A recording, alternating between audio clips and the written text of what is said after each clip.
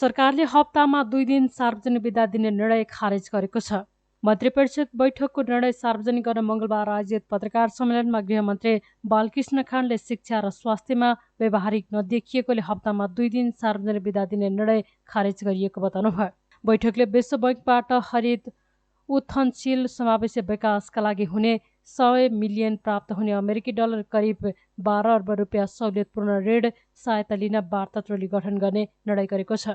त्यस्तै व्यापार तथा निकासी प्रवर्धन केन्द्रको रिक्त कार्यकारी निर्देशक पदमा शरद विक्रम राणालाई नियुक्त गरेको छ। सामाजिक सुरक्षा ऐन 2075लाई संशोधन गर्न बनेको विधेयकलाई संघीय संसद समक्ष पेश गर्न स्वीकृति दिने पनि निर्णय भएको छ। त्यस्तै तेजाब तथा अन्य घातक रासायनिक पदार्थको नियमनका सम्बन्धमा व्यवस्था गर्न बनेको विधेयकलाई संघीय संसद समक्ष पेश गर्न स्वीकृति दिने र हात हतियार खर खजना 11 संशोधन नियमावली 2079 स्वीकृत गर्ने निर्णय भएको गृहमन्त्री खाँडले बताउनुभयो। बैठकले सशस्त्र प्रहरी नायब महानिरीक्षक प्रकाश चन्द्र गौतमलाई सशस्त्र प्रहरी अतिरिक्त महानिरीक्षक पदमा बढुवा गर्ने निर्णय गरेको छ। नेपाल प्रहरी र प्रदेश प्रहरी कार्य सञ्चालन सुपरिवेक्षण र समन्वय ऐन 2076लाई संशोधन गर्न बनेको विधेयकलाई संघीय संसद समक्ष पेश गर्न स्वीकृति दिने निर्णय भएको उहाँले बताउनुभयो। थाइल्यान्डमा आयोजना हुने governance and anti corruption the method and tools behind an effective corruption eradication strategy यसै तालिम कार्यक्रमको अनुगमन र समापन कार्यक्रममा अख्तियार दुरुपयोग अनुसन्धान आयोगका माननीय आयुक्त दय श्री किशोर कुमार सिलवाल र श्री जयबाद चन्द्रलाई सहभागी हुन स्वीकृति दिने। 2. विश्व बैंकबाट हरित उत्थानशील समावेशी विकासका लागि हुने 100 मिलियन प्राप्त हुने 100 मिलियन अमेरिकी डलर करिब रु 12 अर्ब सहुलियतपूर्ण ऋण सहायता लिन वार्ता टोली गठन गर्ने। व्यापार तथा निकासी प्रवर्धन केन्द्रको रिक्त कार्यकारी निर्देशक पदमा श्री शरद विक्रम राणालाई नियुक्त गर्ने। सामाजिक सुरक्षा ऐन 2075लाई संशोधन गर्ने बनेको विधेयकलाई संघीय संसद समक्ष पेश गर्न स्वीकृति दिने। तेजाब तथा अन्य घातक रासायनिक पदार्थको नियमनका सम्बन्धमा व्यवस्था गर्न बनेको विधेयकलाई संघीय संसद समक्ष पेश गर्न स्वीकृति दिने। हात हतियार खर खजाना 11औं संशोधन नियमावली 2079 स्वीकृत गर्ने। सशस्त्र प्रहरी नायब महानिरीक्षक श्री प्रकाश चन्द्र गौतमलाई सशस्त्र प्रहरी अतिरिक्त महानिरीक्षक पदमा बढुवा नियुक्ति गर्ने। नेपाल प्रहरी र प्रदेश प्रहरी कार्य सञ्चालन सुपरिवेक्षण र समन्वय ऐन 2076लाई संशोधन गर्न बनेको विधेयकलाई संघीय संसद समक्ष पेश गर्न स्वीकृति दिने।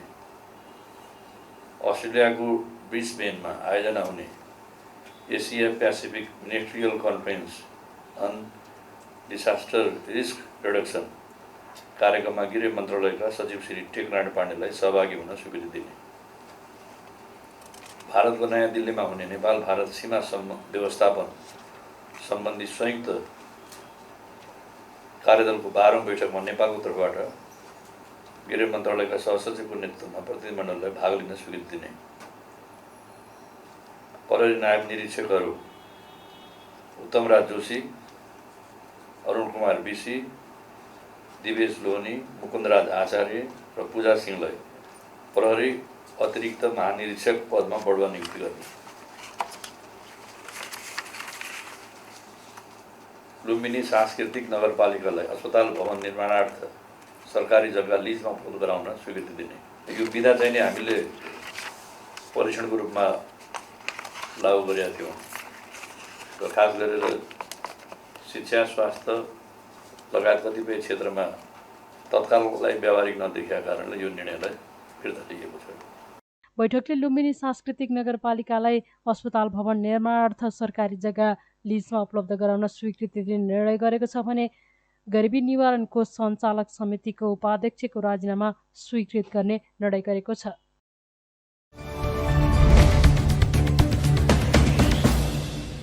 युवा सङ्घ नेपालले सवारी साधनको इन्भोइस नम्बर प्लेट जडानमा सर्वसाधारणलाई अस्वाभाविक दबाव दिएको भन्दै काठमाडौँमा प्रदर्शन गरेका छन्। युवा सङ्घ नेपालले काठमाडौँको बानेश्वर स्थित यातायात व्यवस्था विभाग अगाडि इन्भोइस नम्बर प्लेट खारेज हुनुपर्ने भन्दै विरोध प्रदर्शन गरेका हुन्। सवारी साधनको इन्भोइस नम्बर प्लेटमा दबाव दिएको र उक्त नम्बर प्लेटको अत्याधिक मूल्य विरुद्ध प्रदर्शन गरिएको युवा सङ्घले जनाएको छ। प्रदर्शनमा सहभागीहरूले इन्भोइस नम्बर घोटाला हो, इन्भोइस नम्बर चाहिँदैन, ठेकेदारलाई 2 वर्ष थप लगायतका प्लेकार्ड प्रदर्शन गरेका थिए। प्रदर्शनका क्रममा उनीहरूले सरकारी सवारी साधनलाई रोक्न खोजेपछि प्रहरीले लाठीचार्ज गरेको थियो। इन्भोइस नम्बर प्लेट जडानका विषयमा तीव्र आलोचना भएपछि विभागले भने साउन 1 गतेदेखि सबै सवारी साधनमा इन्भोइस नम्बर प्लेट अनिवार्य गर्न नखोजिएको जनाएको छ।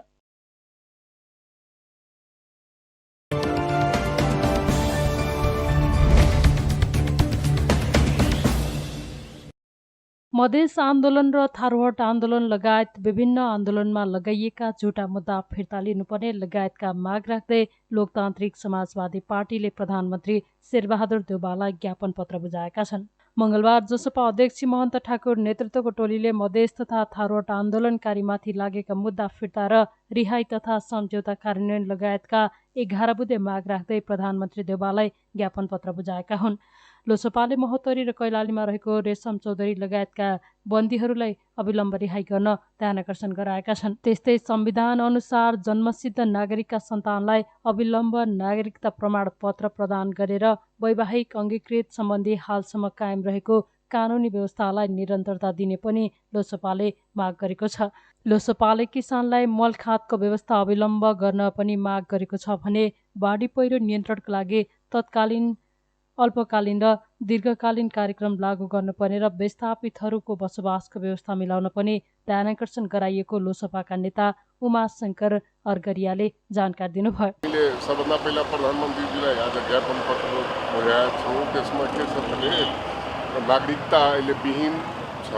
जबसम्म सङ्घीय कानुन बन्दैन त्यसपछि नागरिकता विहीनको अवस्थामा छ। त्यो भएर पहिला नागरिकताको विषयमा अलि छिटोभन्दा छिटो संसदबाट पासै हुनुपर्छ भनेर उहाँले प्रतिबद्धता पनि जाहिर गर्नु भएको छ। अर्को कुरा मधेस आन्दोलनमा लागेका मुद्दाहरू अब रेशम चौधरीजी लगायतका अब हाम्रो महोत्तरी जिल्लाका साथीहरू पनि निर्दोषहरू फस्नु भएको छ। उहाँहरूको विषयमा कुरा गरे।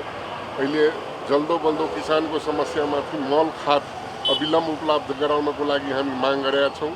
यस्तै अब अहिले भूमिको जुन समस्याहरू भएछ भूमिहीनहरूको मधेसी थारू आदिवासी जनजाति सिल्की समुदाय समेतलाई समेटेर अगाडि बढाउनको लागि हामीले प्रधानमन्त्रीलाई आज ज्ञापन पत्र बुझाएको छ। लोसपाले आकाशिएको महँगी र कालोबजारी अविलम्ब नियन्त्रण गर्नुपर्ने र पछि परेका समुदायलाई प्राथमिकतामा राखी भूमि वितरण सम्बन्धी कार्यक्रम लागू गर्नुपर्नेमा जोड दिएको छ।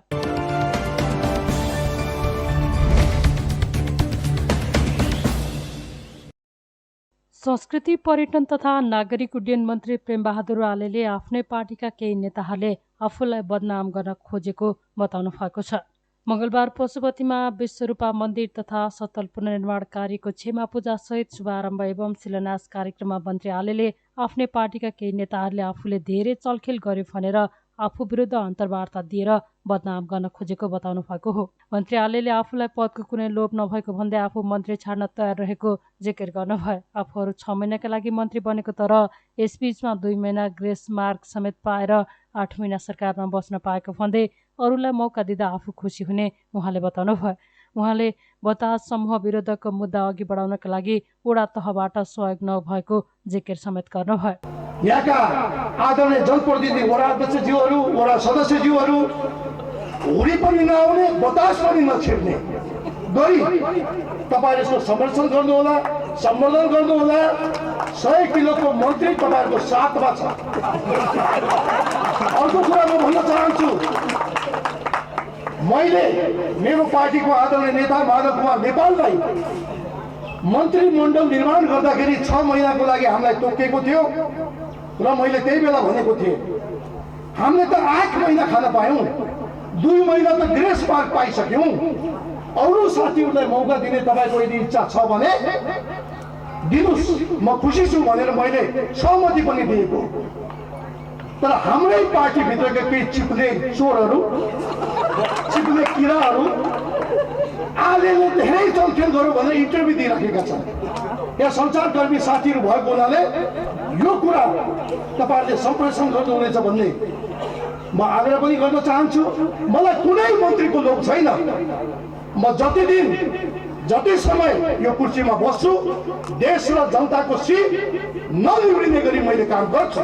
मैले कुरा भन्दै आएको छु। दुःखको साथमा भन्नुपर्दा 3 पटक जिल्ला अदालतदेखि सर्वोच्च अदालतसम्म पशुपति क्षेत्र विकास कोषले बतासले कब्जा गरेको धर्मशालाका विरुद्धमा हामीले मुद्दा जित्दै आएका छौँ। वडा नम्बर 8 का वडा अध्यक्षज्यू यही हुनुहुन्छ। मैले त्यो बेलामा मुचुल्का बनाउँदाखेरि वडा अध्यक्षज्यूलाई मैले हार गुहार गरेँ। हाम्रो सदस्य सचिवजीले हार गुहार गर्नुभयो, आइदिनुहोस् प्रतिनिधि बस्दिनुहोस् भन्दाखेरि वडा अध्यक्ष कहिले भोजमा छ। वडा सदस्यहरूलाई फोन गरेको पटक सबै बिरामी एकै दिन आउनुहोस्। यस्तो खालको दरिद्रताले देश बन्दैन। म यही मञ्चबाट भन्न चाहन्छु, वडा अध्यक्षज्यू एकदम एनर्जेटिक हुनुहुन्छ, युवा हुनुहुन्छ र अझै गठबन्धनको साथी पनि हुनुहुन्छ। म उहाँलाई आग्रह गर्न चाहन्छु, हामीले 3टा मुद्दा 1, 2, 3 गरेर हामीले जितिसकेका छौँ। अब छिटै यो धर्मशाला देश विदेशमा रहेका हिन्दू धर्मावलम्बीहरूले पशुपति क्षेत्रमा आएर पूजा आराधना गर्न आउँदा सस्तो सुलभमा बस्न खान पाउन् भनेर चाहिने भारतका सम्माननीय प्रधानमन्त्री आदरणीय नरेन्द्र मोदीले 25 करोड रुपियाँ दिएर त्यो धर्मशाला बनाएको हो। आज कसैले बतास समूहलाई चाहिँ कौडीको भावमा दिने कामहरू भएको छ। 3 पटक हामीले मुद्दा जितिसकेका छौँ र आज एनर्जेटिक वडा अध्यक्ष लगायत साथीहरू निर्वाचित भएर आउनु भएको छ। म तपाईहरु सबैलाई हार्दिक बधाई दिन चाहन्छु र अब मुचुल्का बनाउँदाखेरि तपाईहरुको उपस्थित रहनेछ भन्ने मैले विश्वास लिएको छु। मन्त्रालयले पशुपति क्षेत्रको विकासका लागि त्यहाँ भएका अतिक्रमण हटाएर सुधारका काम गर्ने प्रतिबद्धता जनाउनु भयो।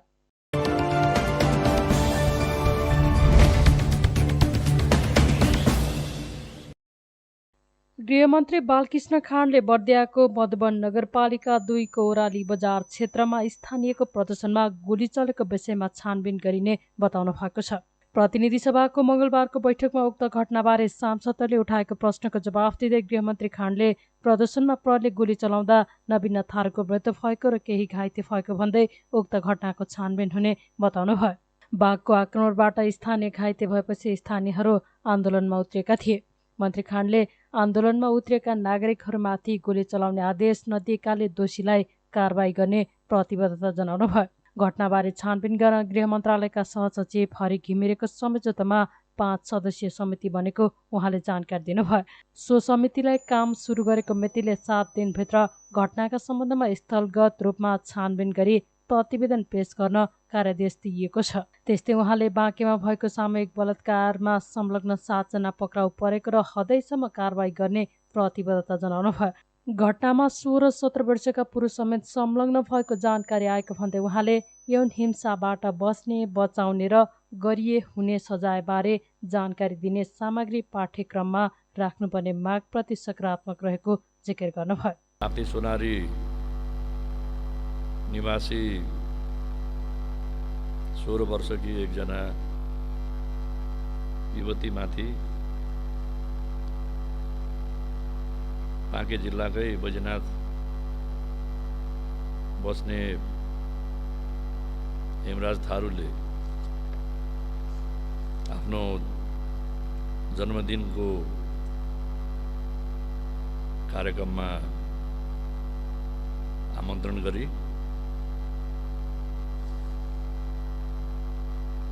बाँके जिल्लाका अन्य साथीहरूसँग महानखोलाको कोलबारी भन्ने स्थानमा निर्जन स्थानमा लगेर सामूहिक बलात्कार गरेका छन्। यो ज्यादै नै दुःखद र निन्दनीय घटना हो र पछि फर्किने क्रममा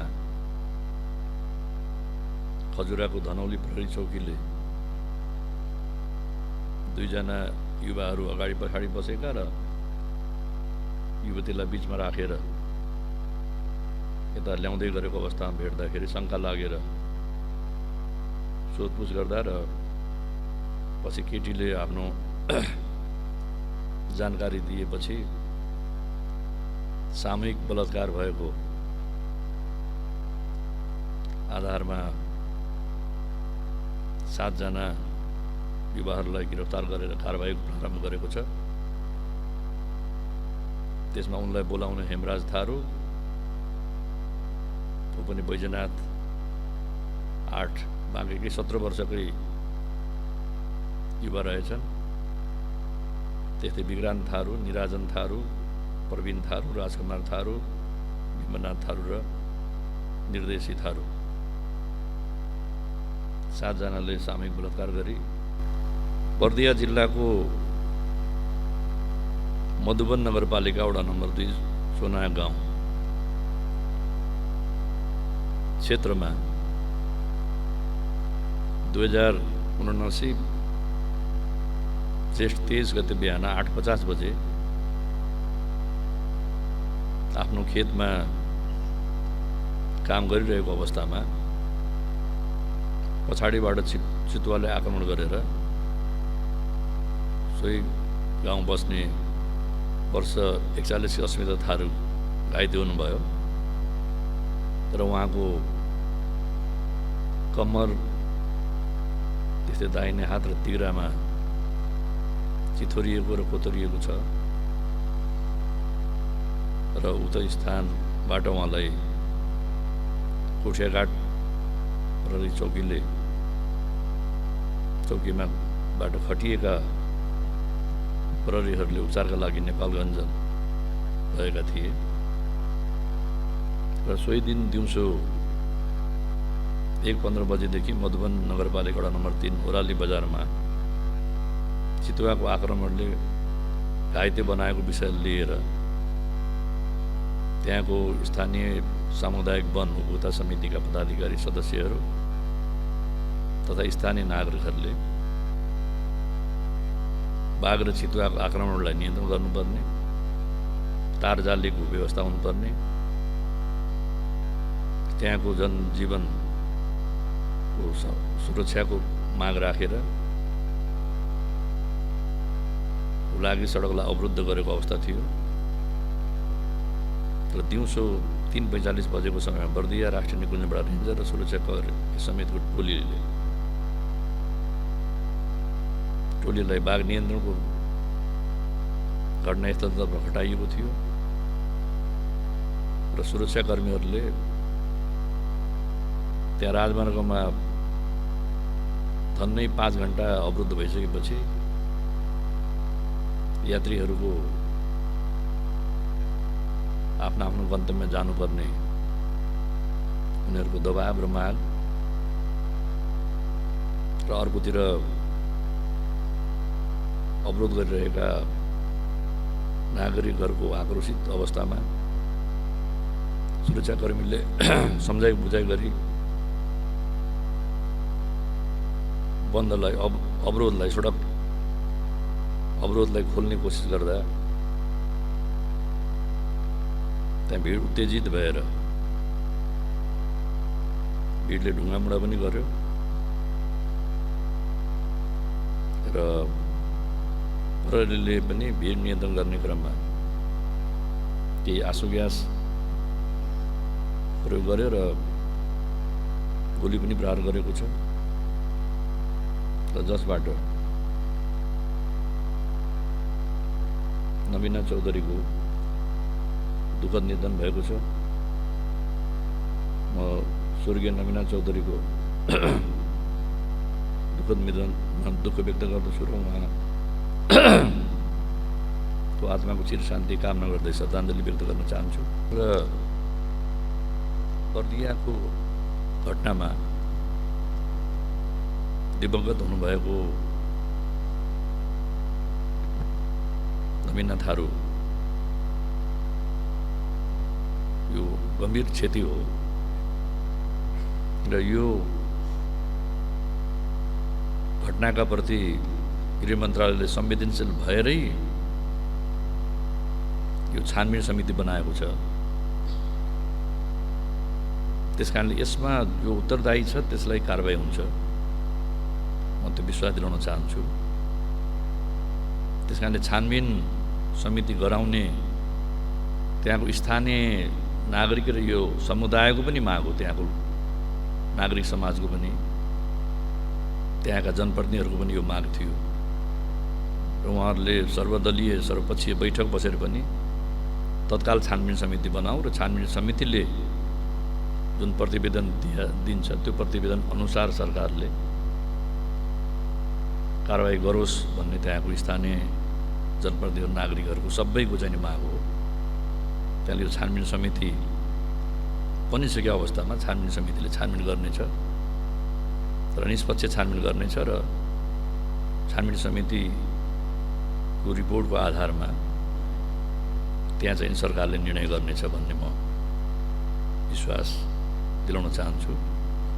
त्यसरी नै घटना चाहिँ नि कहाँ घट्या त्यो भन्दा हुलाकी सडकमै घटना घट्या हो। बैठकमा सांसदहरूले बर्दियामा गृहमन्त्री सिडिओले निर्देशन नदिँदा पनि गोली चलाउनेलाई कारबाही हुनुपर्ने बताएका थिए।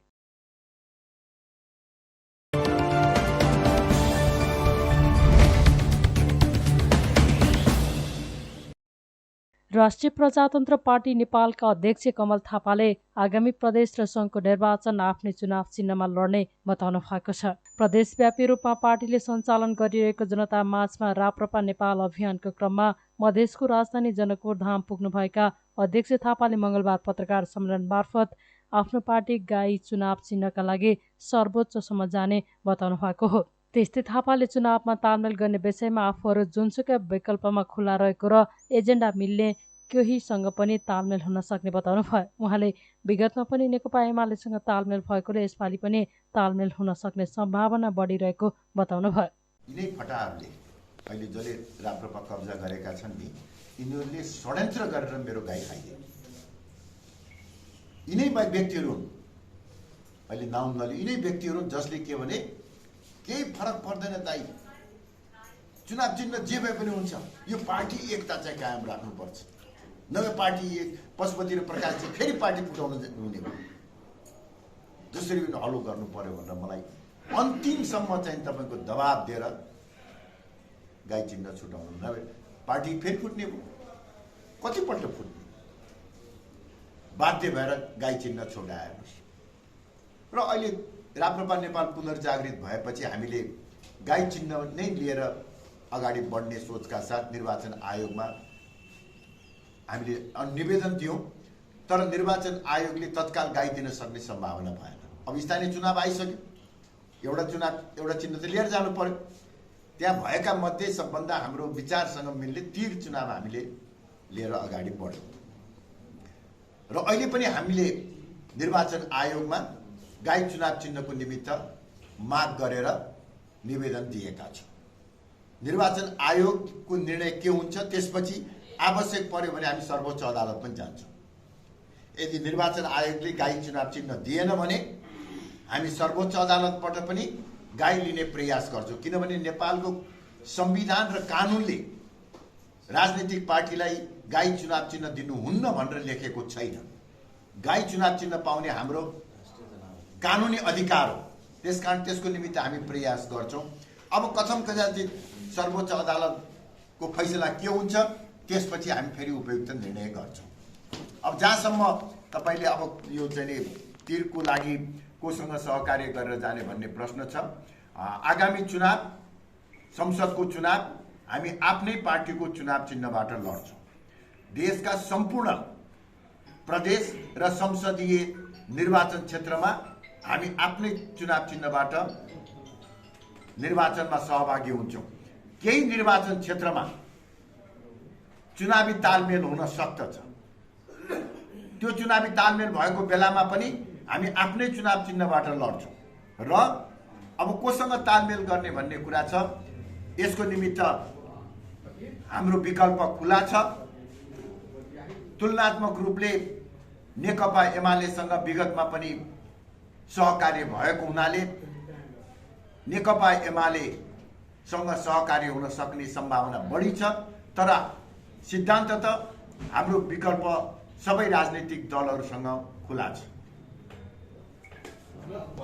अध्यक्ष थापाले जन्मसिद्ध नागरिकका सन्तानले निर्वाध रूपमा नागरिकता पाउनुपर्ने, तराई मधेसको लाइफलाइन हुलाकी सडकको बाँकी काम यथाशीघ्र हुनुपर्ने, जनकपुर धामको श्री जानकी मन्दिरलाई विश्व सम्पदा सूचीमा सूचीकृत गर्नुपर्ने सहितका जनकपुर धामको पार्टीको भेलाले गरेको 8 बुँदे माग र घोषणापत्र समेत सार्वजनिक गर्नुभएको थियो। सांसदहरूले आगामी असारभित्रै सवारी साधनमा इन्भोइस नम्बर राख्नुपर्ने यातायात व्यवस्था विभागले जारी गरेको प्रावधान फिर्ता लिन माग गरेका छन्। प्रतिनिधि सभाको मंगलबारको बैठकमा विनियोजन विधेयकमाथिको छलफलका क्रममा नेपाली कांग्रेसका सांसद गगन थापाले सबै जनताले असारभित्रै सबै सवारी साधनमा इन्भोइस नम्बर राख्न तत्काल सम्भव नभएकाले यो प्रावधान फिर्ता हुनुपर्ने बताउनुभयो। उहाँले सम्बन्धित मन्त्रीलाई इन्भोइस नम्बर राख्नका लागि यातायात कार्यालयमा सर्वसाधनको लाइन र शास्ति हेर्न समेत आग्रह गर्नुभयो। सांसद थापाले काठमाडौँको अहिले देखिएको फोहोर व्यवस्थापनको मूल जिम्मेवारी महानगरपालिका र शहरी विकास मन्त्रालयको भएको र यसअघिको समयमा आवश्यक काम नगरेकाले अहिलेको समस्या देखिएको बताउनुभयो। उहाँले आगामी दिनमा कम मूल्यमा मात्रै नभए कम समयमा पनि काम गर्छु भन्नेलाई ठेक्का दिँदा पुँजीगत खर्च कम हुने र समस्या समाधान हुने धारणा व्यक्त गर्नुभयो। इन्भोइस नम्बरको बारेमा चर्चा भएको छ। म नेपाल सरकारको पक्कै पनि ध्यान आकृष्ट भएको छ। यसको बारेमा पुनरावलोकन हुन्छ भन्ने विश्वास व्यक्त गर्छु र माननीय मन्त्रीजीलाई विनम्रतापूर्वक, मेरो अन्यथा के भन्न खोजेको होइन, काठमाडौँमा अहिले कार्यालयहरूमा जे खालको अवस्था छ यातायातको कार्यालयमा, एकपटक माननीय मन्त्रीजीले मन्त्री नभइकन साधारण नागरिक भएर आफ्नो गाडी लिएर इन्भोइस नम्बरको प्लेट बदल्नको लागि त्यो लाइनमा गएर एकपटक बसेर हेर्नुभयो भने नागरिकले कति शास्ति पाइरहेको छ भन्ने कुराको अनुभूति सरकारलाई हुन्छ। यति धेरै नागरिकलाई दुःख दिन मिल्दैन, पाइँदैन, यातायात कार्यालयले सक्दैन, असार महिनाभित्र असम्भव छ। त्यसैले थुप्रै विषयहरू छन्, ती विषयहरूमा त कुरा गर्नै पर्नेछ। यसको ठेक्का, यसको सम्झौता, तमाम प्रश्नहरू छन्, यी प्रश्नहरूको उत्तर दिनै पर्छ। कम्तीमा अहिले पनि जुन अव्यवहारिक नागरिकलाई दुःख दिने काम भइरहेको छ, अव्यवहारिक निर्णय गरेर यो निर्णयलाई तत्काल फिर्ता लिनुको लागि एकपटक फेरि म माग गर्न चाहन्छु। बन्चरे डाँडा र सिस्टोलमा हामीले गरेका प्रतिज्ञाहरू, बाचाहरू पुरा गर्नुको लागि अरबौँ रुपियाँ चाहिन्छ। यो वर्ष काठमाडौँमा अहिले यो पटक फ्लाइओभर नबनाए पनि हुन्छ, अन्डरपास नबनाए पनि हुन्छ। हामी काठमाडौँको सांसद मात्र होइन, बाहिरको सांसद बस्ने पनि काठमाडौँ हामीले निकालेको फोहोर, बाहिरको 5वटा योजना काटे पनि हुन्छ। तर बन्चरे डाँडा र सिस्टोलमा लामो समयदेखि हामीले प्रतिज्ञा गर्नको लागि जुन प्रतिज्ञा गरेका छौँ त्यो पुरा गर्नुको लागि यो वर्षको बजेटबाट के अरब पैसा छुट्याउने हो भने फोहोरको दीर्घकालीन हल निस्कन्छ। त्यसैले म सरकारको पनि ध्यानकर्षण गराउँछु, मान्य मन्त्रीजीलाई यसको लागि पहल कदम लिन पनि आग्रह गर्छु र सदनमा आएर छलफल गर्नको लागि पनि आग्रह गर्न चाहन्छु। स्वर्गीय सुशील कोइराला प्रधानमन्त्री हुनुभएको बेलामा काठमाडौँ उपत्यका यो सडक विस्तार भन्ने आयोजना थियो। सांसद थिएँ म। आफ्नो निर्वाचन क्षेत्रमा केही गाविसहरू थिए त्यो बेलामा, महाकाल, चपली, कपन, यो गाविसहरूमा सडक विस्तारका निम्ति योजना बोकेर मन्त्रालय धाएँ, प्रधानमन्त्री कहाँ गएँ। करिब 20वटा योजनाहरू पर्यो सडक विस्तार, करिब 4 अरब रुपियाँ पैसा विनियोजित पनि भयो। जताततै सडक विस्तार भइसके पछाडि नागरिकहरूले, मेरो क्षेत्रको मतदाताहरूले धेरै खुसियाली पनि प्रकट गर्नुभयो, मलाई धेरै ठुलो स्वागत पनि गर्नुभयो, धन्यवाद पनि। 2 वर्षमा काम सक्नुपर्ने थियो, ठेक्काको कबोल त एकदम कम पैसामा भयो। 2 वर्षमा त 25%, 10%, 20% काम पनि भयो। त्यही धन्यवाद दिने जनताले 2 वर्षपछि लखट्ने अवस्था आयो। त्यस्तै एमालेका सांसद भीमबहादुर रावलले सवारी साधनमा इन्भोइस नम्बर असारभित्रै यातायात विभागले राख्न गरेको निर्देशनको विरोध जनाउनु भयो। उहाँले बायोमेट्रिक सूचना निजी कम्पनीले लिँदा व्यक्तिगत विवरण गोप्य नरहने समेत उल्लेख गर्नुभयो। रावलले बजेटमा सुरुङ निर्माण सम्बन्धमा सीमित जिल्लामा मात्र कार्यक्रम रहेको उल्लेख गर्नुभयो। हाम्रो देशमा जुन यो गाडीमा नम्बर प्लेट राख्ने कुरा छ, के नेपाल सरकारले जति बेला यो ठेक्का लगाइयो, त्यो ठेक्का लगाउँदाखेरि एक त जसलाई ठेक्का दियो त्यो ठेकेदार नै कालो सूचीमा, विश्व ब्याङ्कले कालो सूचीमा राखेको कम्पनी छ। त्यो बेला र अहिलेको त्यो रकम हेरौँ, झन्डै त्यसमा 3-4 अरब रुपियाँको त त्यसमा घोटाला हुने जस्तो देखिन्छ। अहिले करिब 4000 गाडीहरूलाई त्यो प्लेट दिइएकोमा 1500को त 1 वर्षमै त्यो प्लेट काम नलाग्ने भयो भनेर समाचार माध्यममा पढ्नमा आएको छ। त्यो देखिन्छ, त्यहाँ तथ्य अगाडि त्यसरी देखिन्छ।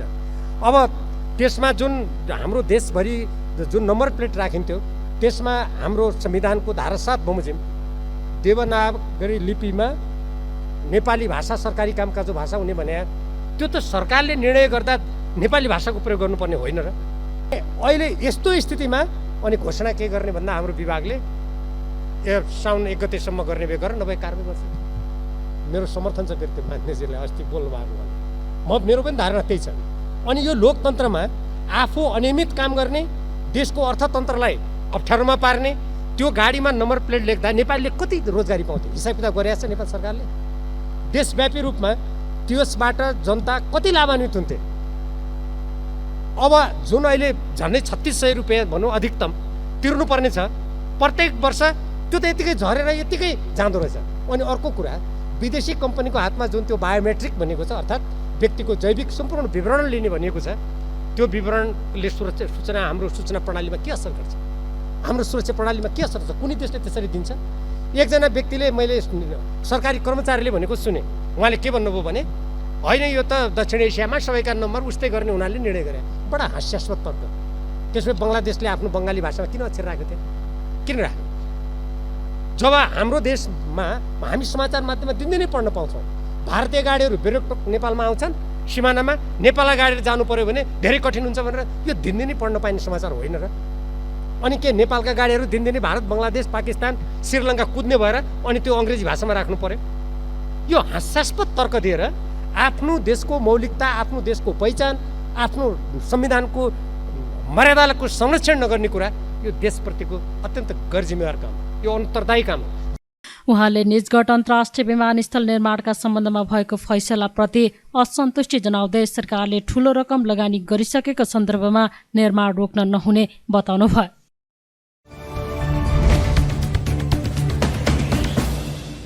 यातायात व्यवस्था विभागले 2078 मङ्सिर 1 गतेदेखि दर्ता भएका नयाँ सवारी साधन, फागुन 1 गतेदेखि नामसारी भएका सवारी साधन र 2079 जेठ 1 गतेबाट नवीकरण भएका सवारी साधनमा मात्र इन्भोइस नम्बर प्लेट अनिवार्य गरिएको जनाएको छ। इन्भोइस नम्बर प्लेटका विषयमा जानकारी दिन मङ्गलबार काठमाडौँमा पत्रकार सम्मेलन गर्दै विभागका महानिर्देशक नमराज घिमिरेले असार 1 भित्रै जडान गरिसक्नुपर्ने इन्भोइस नम्बर प्लेट सबै सवारी साधनलाई अनिवार्य नभएको जानकारी दिनुभएको हो। तत्कालै एकैपटक 25 लाख सवारीमा इन्भोइस नम्बर प्लेट राख्न असम्भव रहेको भन्दै उहाँले पूर्वाधार विस्तारको काम भइरहेको बताउनुभयो। पूर्वाधार तयार भएका बागमती र गण्डकी प्रदेश सहित सबै प्रदेशमा इन्भोइस नम्बर प्लेट अनिवार्य गरेको सूचना सही नभएको उहाँको भनाइ छ। उहाँले इन्भोइस नम्बर प्लेट 200 मिटरको दूरीमा समेत देखिने दावी गर्नुभयो। विभागले संसदीय कानुन कार्यान्वयनका लागि मात्रै इन्भोइस नम्बर प्लेट जडान कार्यलाई अघि बढाइएको भन्दै यसमा विभागको कुनै नीति उद्देश्य नरहेको उहाँले बताउनुभयो। आगामी साउन 1 गतेबाट हामीले अनुगमन गर्दाखेरि 2078 साल मङ्सिर कार्तिक 22 गतेको राजपत्रको सूचना बमोजिम 2078 मङ्सिर 1 गते पछाडि नयाँ दर्ता भएका सवारी साधन, 2078 फागुन 1 गते पछाडि नामसारी भएका सवारी साधन र 2079 जेठ 1 गतेबाट पछाडि नवीकरण भएका सवारी साधनहरूमा इन्भोइस नम्बर प्लेट जडान भएको छ कि छैन भनेर अनुगमन गर्ने भनिएको हो। यसको अर्थ 2079 साउन 1 गतेबाट बिहान सबै सवारी साधनमा इन्भोइस नम्बर प्लेट अथवा 25 लाख सवारी साधनमा इन्भोइस नम्बर प्लेट लगाइसक्ने भनिएको होइन। यो कुरा म यहाँ स्पष्ट गर्न चाहन्छु। त्यसैले इन्भोइस नम्बर प्लेटको यो रेगुलर चाहिँ जुन सेड्युल हो, नियमित जुन कार्यतालिका हो, त्यो नियमित कार्यतालिकामा जसको लागि चाहिँ यो अनिवार्य गरिएको थियो उहाँहरूले इन्भोइस नम्बर प्लेट जडान गर्नुभएको छ कि छैन भनेर चाहिँ हामीले अनुगमन गर्ने भनिएको हो। त्यसैले साउन 1 गतेभित्रमा सबै भेहिकलमा इन्भोइस नम्बर प्लेट लगाइसक्ने भनिएको होइन। बागमती प्रदेश र गण्डकी प्रदेशमा मुख्य गरेर बागमती प्रदेशको एकान्त कुनामा 4 पाङ्ग्रे वा सोभन्दा ठुला सवारी साधन र गुर्जुधारामा 2 पाङ्ग्रे सवारी साधनको लागि जडान पर्सनलाइजेसनको पूर्वाधार तयार भइसकेको छ भने गण्डकी प्रदेशको पोखरामा यो इन्भोइस नम्बर प्लेट जडान तथा पर्सनलाइजेसनको लागि पूर्वाधार तयार भइसकेको।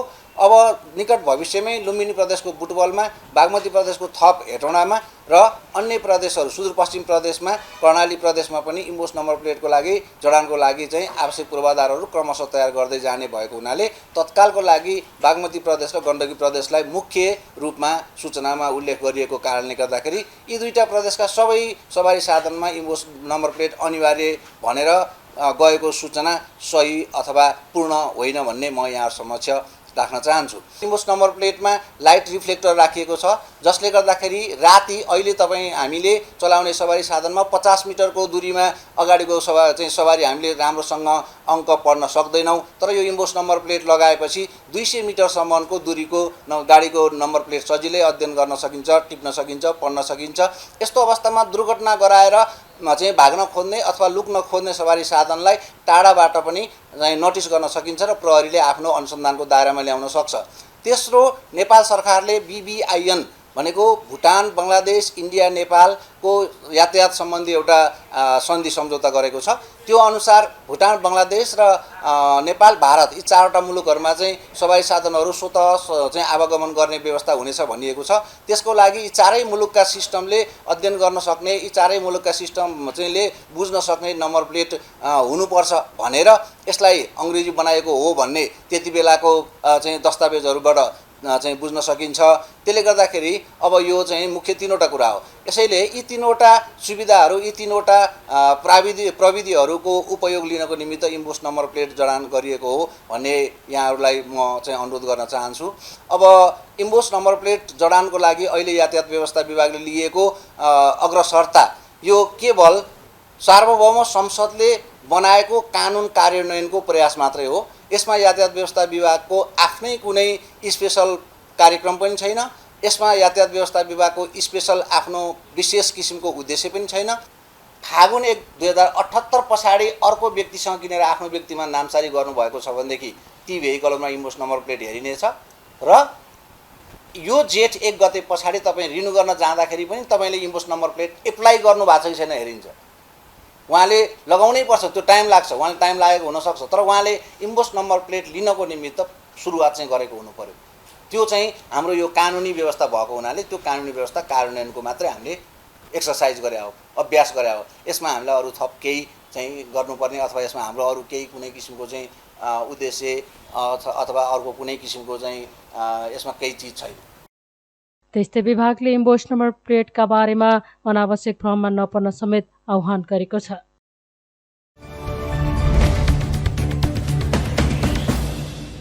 अटोमोबाइल्स एसोसिएसन अफ नेपाल नाडाले विद्युतीय सवारी साधनमा बढाइएको कर घटाउन सरकार समक्ष आग्रह गरेको छ।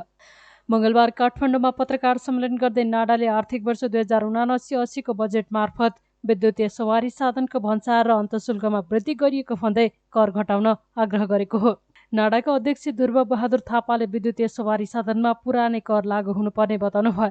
सरकारले विद्युतीय सवारी साधनलाई प्रोत्साहन गर्नुपर्ने भन्दै आएको तर आगामी आर्थिक वर्षको बजेटमा भन्सार र अन्तशुल्क कर बढाइएको उहाँले बताउनुभयो। उहाँले 200 किलोवाट क्षमताको विद्युतीय सवारी साधनमा पुरानै व्यवस्था अनुसार भन्सार र अन्तशुल्क कायम गर्न आग्रह गर्नुभयो।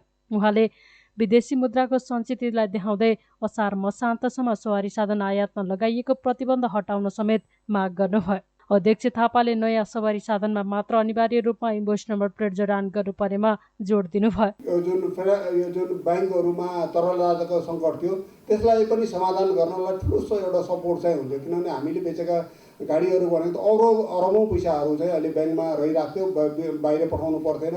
त्यसले गर्दाखेरि तरलता सङ्कटको लागि पनि एउटा थोरै भए पनि एउटा सपोर्ट पुग्थ्यो। अर्को मुख्य कुरा के थियो, अहिले सरकारलाई राजस्व गुमेको छ नि ठुलो मात्रामा अहिले, किनभने सबभन्दा धेरै चाहिँ अहिले भेहिकलहरूबाटै हो यो सरकारलाई राजस्व आउने। तपाईँलाई थाहा छ झन्डै 25% योगदान हाम्रो छ। त्यस्तो अवस्थामा यो राजस्व पनि सरकारले पाइरहेको थियो। अहिले जस्तो राजस्वको अब पाइरहेको छैन भने राजस्व पनि आइरहेको थियो। यो चारवटा कुराहरू हामीले त्यो पाउन सक्थ्यौँ, हामीले त्यो खालको सुझाव दिन्थ्यौँ, तर सरकारले सुनाइ गर्न एकैचोटि इम्पोर्ट बन्द गरेको छ। तर अहिले हामीले बारम्बार यो कुराहरू भनेका छौँ, उहाँहरूले सायद अब सुन्नु होला भन्ने हाम्रो अपेक्षा पनि छ। अर्को कुरा के हो भने अब यसरी डबल झन् दुईतिर खर्च गर्नुपर्ने, पहिला नर्मल दर्ता गर्दाखेरि खर्च गर्नुपर्ने, त्यो दोस्रो फेरि इम्पोर्ट नम्बर प्लेट भनेको त फेरि दोहोरो खर्च भयो, लगभग झन्डै 5,000-6,000 खर्च हुन्छ भनेको। त्यो भनेको त आखिरमा फेरि त्यो त कस्टमरलाई नै व्यवहार बढी पर्न जाने हो। त्यो उसको हामीले चाहिँ अहिले त्यो तत्काल सुधार हुनुपर्छ। ठिक छ, दर्ता गर्दा नै इम्पोर्ट नम्बर प्लेट नयाँ दर्ता गर्दाखेरि इम्पोर्ट नम्बर प्लेट नयाँ दिनु पर्यो, न कि पहिला नर्मल प्लेटमा दर्ता गरेर अनि बल्ल इम्पोर्ट प्लेट दिने होइन। हामी त्यो कुरा नाडाको तर्फबाट यहाँहरूले यो कुराहरू पनि राख्नु होला। र विशेष गरेर यो हामीले इलेक्ट्रिक भेहिकल र टु व्हिलर भेहिकलको चाहिँ जुन वृद्धि गरिएको छ करहरूमा, महसुलमा, त्यो चाहिँ अविलम्ब त्यसलाई खारेज गरेर पहिलाकै पुरानै अवस्थामा कायम गर्नुपर्छ भन्ने नाडाको चाहिँ प्रश्न भनाइ छ। र यो BS6 र जुन कुराहरू जोड्नु भएको छ, हामीले इलेक्ट्रिक हाम्रा सबै भेहिकलहरू हामी लागि बराबर हुनु, यसमा 2 व्हिलर 4 व्हिलर अब BS6 3 4 5 6 जो आउँछ सबै त्यो छ। हामीले इलेक्ट्रिक भेहिकल र BS6लाई यसो क्याटेगोराइज गरेर यसलाई फोकस गर्ने या यसलाई भन्ने योलाई अलिकति माइनोरिटीमा राख्ने भन्ने कुरा चाहिँ हुँदैन। हामीले अब जुन इलेक्ट्रिक BS6 को कुराहरू गर्दा हामीले BS6 को लागि लागू हुनु हुँदैन भन्ने हामीले पनि भनेका छैन। BS6 नेपालमा ठिक छ लागू हुनुपर्छ, तर चरणबद्ध रूपमा लागू हुनुपर्छ भन्ने कुरा मात्रै हाम्रो कुरा हो। समय दिनुपर्छ भन्ने कुराहरूमा हामी गएका छौँ। बराबर नै हामीले इलेक्ट्रिक भेहिकललाई पनि उत्तिकै फोकस गरेका छौँ र यो BS6 को विषयमा पनि हामी, किनभने अब वातावरणीय हिसाबले दुवै आवश्यक हो भने BS6 को लागि पनि हामीले हुनु हुँदैन भनेको छैन। त्यो अब 3 बाट 4 मा जानुपर्छ, 4 बाट 6 मा जानुपर्छ। एकचोटि न कि भोलि गएर वातावरणको मात्रै हिसाबले हेरेर भएन, यसका इफेक्टहरू पनि त हेर्नु पऱ्यो। तपाईँ अहिले BS3 बाट 6 मा जाँदा झन्डै 30 देखि 40% त्यसको मूल्य वृद्धि हुन्छ हरेक गाडीमा। आखिर त्यसको असर त व्यवसायलाई होइन उपभोक्तालाई नै पर्ने हो नि त। त्यो कुराहरूलाई पनि हामीले सरकार समक्षदेखि सबै ठाउँमा जानकारी गराएका छौँ। यसलाई चरणबद्ध रूपमा गरियोस्, अहिले एकैचोटि लागू नगरियोस् भन्ने कुराहरू हामीले भनेका हो। सवारी साधन खरिदपछि सामान्य नम्बर राखेर पुनः इन्भोइस नम्बर प्लेट जडान गर्दा उपभोक्तामा दोहोरो खर्च हुने भन्दै उहाँले नयाँ सवारी साधनलाई अनिवार्य गर्न आग्रह गर्नुभयो। नेपाल पत्रकार महासङ्घ रूपन्देहीले नवनिर्वाचितहरूसँग सञ्चार र स्थानीय तहको अन्तर्सम्बन्ध विषयक अन्तर्संवाद कार्यक्रम सम्पन्न गरेको छ। कार्यक्रममा बोल्दै बुटोल उपमहानगरपालिकाका प्रमुख खेलराज पाण्डेले सञ्चार माध्यम र पत्रकारहरूसँग आवश्यक समन्वय गरेर अगाडि बढ्ने प्रतिबद्धता जनाउनुभयो। उहाँले आफू निर्वाचित भएसँगै पहिलो बैठकबाट नै चौराहा चिडिया खोला सडक मर्मतको काम गरेको बताउँदै अब बर्खाको समय आउन लागेकाले यसको जोखिम व्यवस्थापनको काममा लागेको बताउनुभयो। बुटुलको बजेट अस्ति मात्रै बुटुलको बजेट मलाई देखाउनुहोस् भनेर मैले त्यहाँको शाखा प्रमुखजीलाई अनुरोध गरेँ। उहाँले बजेट देखाउनुभयो 64 करोडको, 58 करोड यो निर्माणको तिर्नुपर्ने रहेछ। विभिन्न बाटाघाटा निर्माणका 6 करोड डिपोजिट फिर्ता गर्नुपर्ने रहेछ। बजेट त अब कहाँ खोल्न जानुपर्ने त्यस्तो अवस्था छ। त्यसैले देख्दाखेरि बुटुल उपमहानगरपालिकालाई देखिएको छ यहाँको चाहिँ जनताको चाहना अत्यन्त ठुलो छ। र मैले एउटा कुरा के गर्न चाहन्छु भने कुनै पनि कार्यक्रमहरू प्रदेश सरकारका हुन्, सङ्घ सरकारका हुन् भनेर मैले पछाडि हट्न चाहन्छु। तिनका लागि पनि कोअर्डिनेसन गर्ने काममा म निरन्तर लागेको छु। अब यसै गरी 3औं दानो कोरिडोरबाट विस्थापित हुने घरहरू कति छन् त त्यसको एकिन गरेर पहिलाको तथ्याङ्क 1300 को थियो। त्यो बाहेक चाहिँ मस्जिद अगाडिका 16 घर थिए। 3औं यो पुल बनेको छ, दाराम नदीमा पुल बनेको छ, त्यहाँ 7 घर थिए र यो कालिका पथभन्दा 1 घर गरेर झन्डै 1350 घरको तथ्याङ्क थियो। अब कति बढेका छन्, 3औंको नदीको कटानले फेरि कति घरको समस्या आउँछ। यी सबै घरहरूलाई कहाँनिर स्थापित गर्ने यसका बारेमा सबै राजनीतिक दललाई सर्वपक्षीय सर्वदलीय बैठक राखेर नगरपालिकाले पहल गरेर उनीहरूको बसोबास सक्नेहरूका लागि आफूले चाहिँ घर बनाउन सक्दैन, नसक्नेका लागि गरिबी निवारण आयोग प्रदेश सरकार र केन्द्र सरकारसँग समन्वय गरेर उनीहरूको व्यवस्थापन कसरी गर्न सकिन्छ यसका लागि पनि थप छलफल गर्नेछु। यसै गरी मोतीपुर औद्योगिक क्षेत्र अहिले निर्माण भएको भए हजारौँले रोजगारी पाउने अवस्था हुन्थ्यो। यहाँ जग्गाको द्वन्द्वका कारणले त्यो औद्योगिक क्षेत्र बन्न सकेको छैन। झन्डै 250 बिघा जग्गा त्यहाँ अहिले स्थानीय जनताको जग्गा पर्यो भनेर ठुलो विवाद आएको छ र यो विवाद राजनीतिक क्षेत्रसम्म चुलिएको छ। यसलाई कसरी न्यूनीकरण गरेर त्यो 250 बिघा जग्गा चाहिँ उनीहरूको जग्गा फिर्ता गरेर बाँकी चाहिँ 750 बिघामा स्मार्ट औद्योगिक क्षेत्र कसरी निर्माण गर्ने यहाँको राजनीतिक नेतृत्वसँग सबै क्षेत्रसँग छलफल गरेर त्यसको निकास चाँडोभन्दा चाँडो कसरी दिन सकिन्छ यसको पनि हामी यो कुरालाई अगाडि बढाउन चाहन्छौँ। त्यस्तै कार्यक्रममा बोल्दै तिलोत्तमा नगरपालिका प्रमुख रामकृष्ण खाँडले स्थानीय तहको निर्वाचनमा मर्यादित बनाउन पत्रकारको भूमिका निकै महत्त्वपूर्ण रहेको बताउनुभयो। उहाँले पत्रकार र जनप्रतिनिधि बीचको सम्बन्ध सुमधुर बनाउन आवश्यक रहेको उल्लेख गर्दै निर्वाचनको बेला कुनै पार्टीबाट जिते पनि अब सबै जनप्रतिनिधि साझा बन्नुपर्नेमा जोड दिनुभयो। र पत्रकार साथीहरूले पनि यो पत्रकार भनेको वास्तवमा यो समाजको ऐना हो। समाजको ऐनामा आफ्नो अनुहार हेर्दा जस्तो छ त्यस्तै देखिन्छ। कालोलाई कालो देखिन्छ, गोरोलाई गोरो देखिन्छ। र यहाँहरूले पनि निर्धक्का साथ सहीलाई सही लेखिदिनुहोस्, गलतलाई गलत लेखिदिनु होला। त्यो भयो भने मात्रै चाहिने जनप्रतिनिधि अगाडि बढ्न सक्छन्। अब जनप्रतिनिधिहरूको अहिले जिम्मेवारी बढेर गएको छ। हामी पहिला पार्टीका कार्यकर्ता थियौँ, कुनै पार्टीको चुनाव चिन्ह लिएर लडियो। अहिले त हामी साझा हो नि त, हामी पहिलो कुरा त साझा बन्नु पऱ्यो। अब हाम्रो जिम्मेवारी बढेको छ। पहिला जे बोले पनि हुन्थ्यो के, अहिले बोलेर त हुँदैन नि त। जे बोलेर जवाबदेही त हुनु पऱ्यो, जिम्मेवारी बढेर गएको छ। अहिले हामीले समृद्धि र विकास गर्ने, रूपान्तरण गर्ने, महिला दिदीबहिनीलाई मर्यादित बनाउने, युवाहरूलाई रोजगार दिने, गरिबीलाई कसरी अन्त गर्ने, त्यो त हाम्रो जिम्मेवारी बढेर गएको छ। अब हामीले जे भनेर हुन्छ, कानुनले चिन्ने कुरा मात्रै हामीले गर्नुपर्छ। सुकुम्बासी समस्या छन्, अव्यवस्थित समस्या छन्, भूमिहीनका समस्या छन्। कानुनले नचिन्ने गरी टोकन बाँड्नेको पक्षमा म छँदै छैन। भूमि आयोग बनेको छ, भूमि आयोगलाई सहयोग गर्ने, भूमि आयोगले लालबुर्जा बाँड्छ। त्यस्तै अरू कुराहरू पनि छन् यहाँ। अब चाहिँ रूपान्तरण गर्नु छ, समृद्धि ल्याउनु छ, विकास ल्याउनु छ, बेरोजगारलाई रोजगार दिनुपर्ने छ, महिलाहरूलाई शिक्षित बनाउनु छ, आत्मनिर्भर बनाउनु छ, परिणतिमा कमी ल्याउनु छ, लैङ्गिक मैत्री बन्नुपर्ने, लैङ्गिक संवेदनशील बन्नुपर्ने छ समाजलाई, समाजमा हुने हिंसालाई न्यूनीकरण गर्नु छ। थुप्रै छन् हाम्रा जिम्मेवारी। यो जिम्मेवारीलाई हामीले आत्मसात गर्नको लागि, जिम्मेवारीलाई पुरा गर्नको लागि पत्रकारको महत्त्वपूर्ण भूमिका हुन्छ। कार्यक्रममा सुदुदन गाउँपालिका अध्यक्ष विष्णुप्रसाद बस्याल, नेपाल पत्रकार महासङ्घ रूपन्देहीका पूर्व अध्यक्ष एवं सल्लाहकार डाक्टर बालकृष्ण चापागाई, नेपाल पत्रकार महासङ्घ रूपन्देहीका पूर्व अध्यक्ष एवं सल्लाहकार विनोद पहाडी, नेपाल पत्रकार महासङ्घ रूपन्देहीका निवर्तमान अध्यक्ष एवं सल्लाहकार यानेन्द्र जीसी, नेपाल पत्रकार महासङ्घ रूपन्देहीका सल्लाहकार खिमानन्द भट्टराई लगायतले आफ्नो धारणा व्यक्त गर्नुभएको थियो।